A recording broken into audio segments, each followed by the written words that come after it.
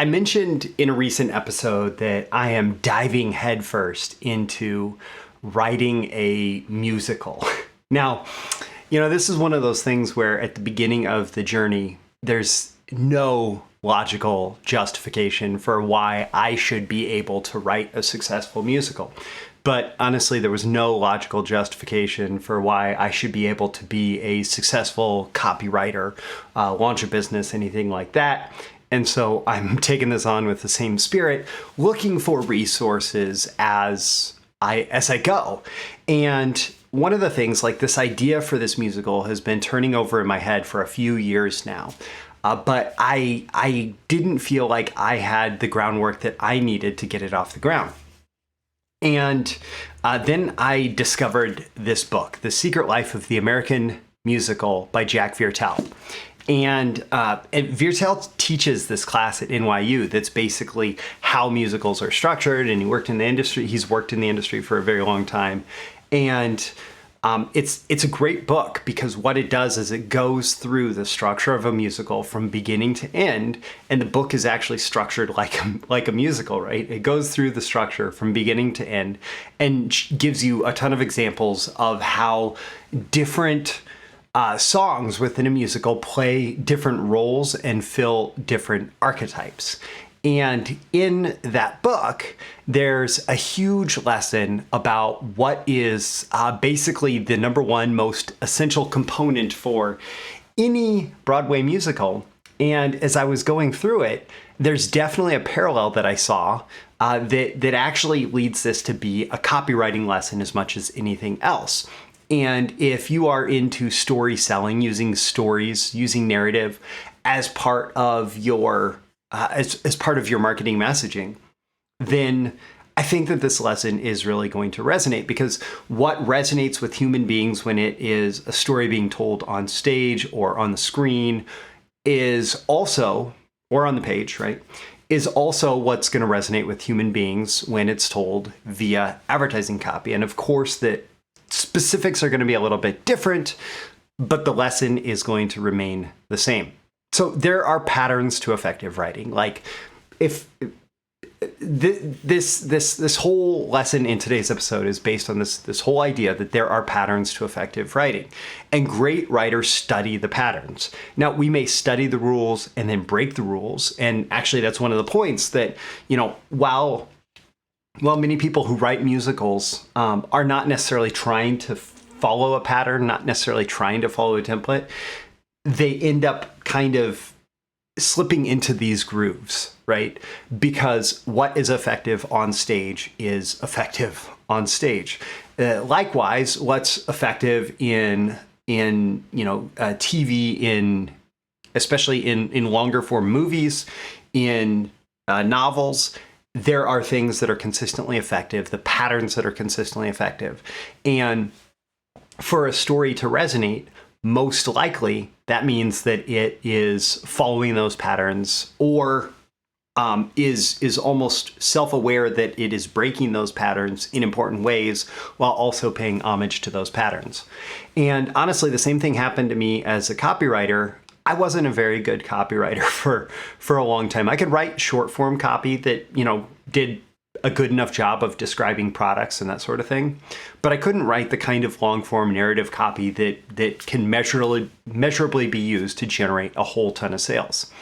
And then I connected with Clayton Makepeace, and I got his pretty darn good copy outline. And I realized that there's this deep structure that I've taught.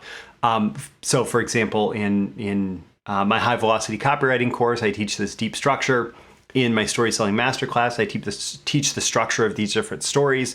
There's frameworks and templates that you use to build your selling message on top of, because they are consistent in what works to get people to make decisions.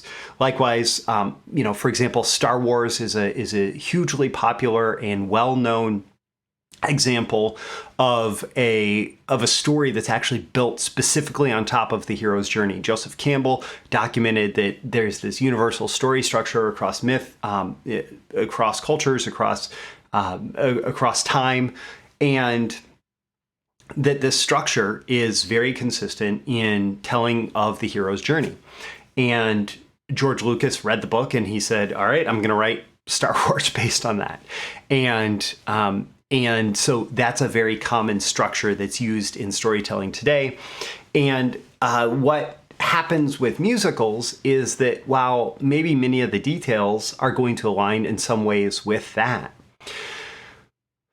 there is this whole different challenge that comes when you are constantly changing sets, constantly changing characters. You have to like really hook the audience's attention and pull them in. And that's what's talked about in The Secret Life of the American Musical. And specifically, there's one song that happens very early in a musical that makes for a great musical. And like without this song, and there's a huge copywriting lesson here. Without this song, musicals tend not to work. What's that song? Well, I first heard about it actually when I was reading, there's this great book about Hamilton, the musical, that is this big visual book that has all the lyrics and also has the stories around the writing of the songs and the writing of the musical and the production of the musical. And there's this song at the beginning of Hamilton called My Shot. It's a couple songs in, and it's basically where Hamilton shows up and he says, you know, I'm not throwing away my shot.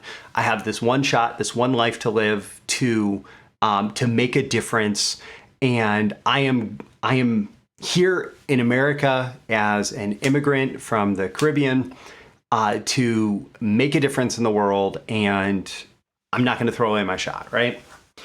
And so what this song is, what Lin-Manuel Miranda said in that book was, this is a classic I want song. And that stuck with me. I want song. Okay.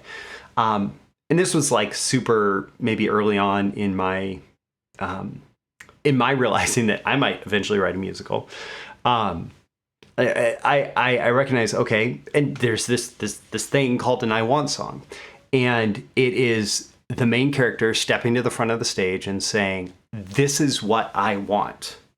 And essentially the entire musical is structured around that main character's desire and all the obstacles that they're going to face in fulfilling that desire. The ultimate outcome of the musical, if it is a comedy, which is the traditional term for something with a happy ending, if it's a comedy, the end of the musical is going to be about how that character got what they want. If it is a tragedy, it's going to be about how that character did not get what they want. But in this book, The Secret Life of the American Musical, of course, it's going to talk about I want songs because they are a Broadway standard. So it says there are no inviolable rules for the creation of enduring popular musicals, possibly except this one.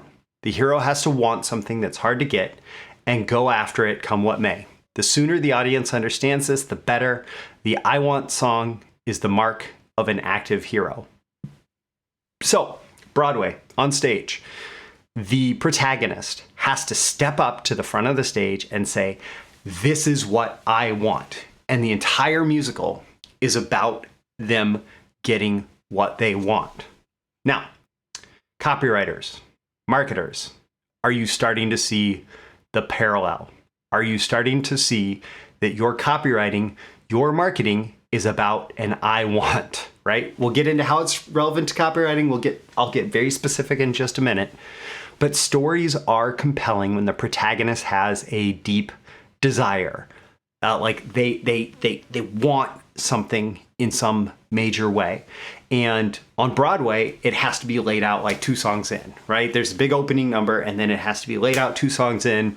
And the entire musical is driven by this deep desire. And stories are more compelling when that desire is hard to fulfill, when it's not something they can easily get. Like if I were to say, I want a drink of milk, right? There is nothing that's going to stop me.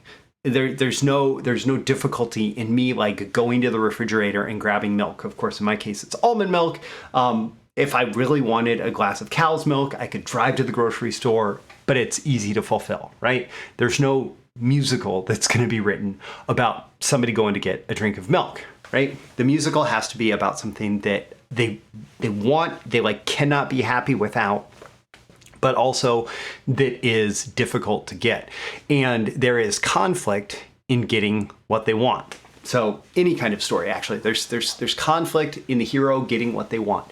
They want some, they want legacy, they want greatness, they want the love, they want they want to be recognized for their talents. They want they want to write that one song, right? There's all of these different wants that people have, and these conflicts that get in the way of what they want are what makes stories compelling, right? How the character responds both externally, but also, and maybe more importantly, internally, to the conflicts that they face, the roadblocks that they face in getting what they want, is what makes a story compelling. And excitement in a story is the character's movement to get what they desire. So the character wants something, and getting what they desire is what's making the whole story compelling. And actually, I heard a different quote from a different book that said, you think of a plot as the world plotting against the protagonist in their quest to get what they want. Think of the plot as the world plotting against the protagonist. And it's that same book said that we always see ourselves as the underdog. And so we root for the underdog. We don't root for like the person who's automatically going to get what they want. We root for the underdog who odds are against them getting what they want and achieving it anyway because of some internal strength of character that leads that person to be able to overcome all obstacles. Well, that's what we see ourselves as. And so these stories resonate with us because of that. So how's this relevant to copywriting? Just being really direct here. If you're a marketer, if you're a copywriter, your prospect is the protagonist. You're not really the protagonist. You may tell your own version of the story only so that your prospect has a mirror that they are able to look into and see, yeah, that's what I want. Okay, that person has gone through the challenges, they understand the challenges, and they were able to get what they want through whatever method, product, service, whatever, right?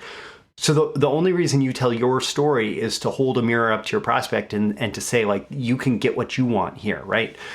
But really, in the context of all copywriting and marketing, your prospect is the protagonist. They're that underdog who's facing all these challenges, and they have that strong desire to get whatever it is that they want, right? And the stronger the desire your message and your offer are based on, the more compelling the sales message will be. And so if the prospect has this, like, I don't know, let's say they have a super weak desire, right? That has no conflict or anything associated with it. Well, the selling message is going to be blah, right?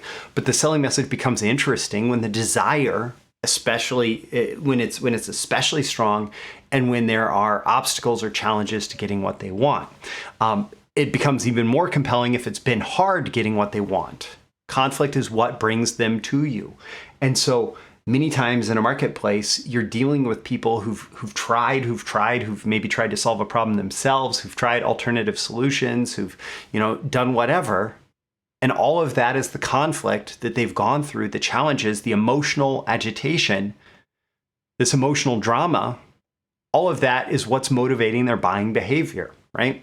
If somebody decides they have a problem today and they haven't tried anything difficult to try to solve that problem, they're probably not going to be strongly motivated to buy something, especially if it's like a higher ticket solution, right? Unless perhaps you're able to convincingly show them how difficult it's going to be to solve the problem. But the reality is most markets exist around problems that are hard to solve, and that especially more higher ticket markets exist around problems that are harder to solve and that people struggle to solve on their own. And all of that, that struggle to get what they want is what motivates them to invest in lots of solutions, right? And so what you become, what your product, your offer, your service becomes is the catalyst for their story's resolution. So while many stories in our life play out over the course of months and years, in stage, in drama, on the screen, the story is resolved in, anywhere from 90 minutes to 2.5 hours, right? And your product, your service is the catalyst for a rapid resolution. So problem, deep desire, I want, obstacles, conflicts, right? All of that, the emotional agitation, the experience of challenge, of feeling like an underdog, feeling like a failure, and you need to overcome it. And then you discover the solution, right? The catalyst for the story's resolution. And your offer is what puts the story on fast forward. And that's what allows you to, over the course of like a 30-minute VSL or something, or 6,000 words, to be able to introduce the I want, the desire, the problem unsolved, and all the obstacles and all the challenges and all the emotional agitation and inner turmoil of not being able to solve it and having to dig deep to find the solution, right? And then you find the solution and it puts the whole conclusion, the resolution of the story on fast forward. And oftentimes when you get towards that point in a musical, what happens is the whole story seems to be crashing forward at such a rapid speed until you hit the last couple scenes in the finale, right? Because suddenly everything is being resolved. And that's the experience that you want somebody to go through as they are deciding to buy your product, your service, except for the resolution comes from actually taking action, actually making that purchase. Now, how do you use this? Like, that's my call to action to you today. It's my call to action every day, because this isn't just intellectual entertainment. This is me giving you useful things that you can apply immediately in your copywriting, in your marketing. So ask yourself how you can use this in your marketing and selling messages. Don't forget to like and subscribe so you can get more content like this delivered to you. There's a link in the description if you'd like to sign up for episode notifications by email, plus get some freebies along the way. Relevant to this, I will include links in the description to my emotional direct response copywriting course. That whole emotional arc that goes into stories is just as relevant in copywriting as it is in other type of storytelling. That link is in the description. I'm including a link to the story selling masterclass as well. Both of those, as well as my high velocity copywriting and other training, are available through a BTMSinsiders membership. Basically, you pay one monthly fee, you get unlimited streaming access to a library of copywriting and marketing courses. And hey, I'll include a link if you're interested at all to The Secret Life of the American Musical by Jack Viertel on Amazon. So with that, I'm Roy Furr. This is Breakthrough Marketing Secrets. Every day in every episode, I'm here sometimes, coming out of left field, trying to help you increase your skills and your results as a copywriter, marketer, and entrepreneur. And I'll catch you again in tomorrow's episode. See you soon. Bye. Thank you once again for tuning in to this daily episode of Breakthrough Marketing Secrets. Remember, check out the links with this episode for even more value. Now make sure you like, comment, share, subscribe, and engage in every way you can to keep this show going and growing and delivering daily value to you. I'll catch you soon for your next big breakthrough.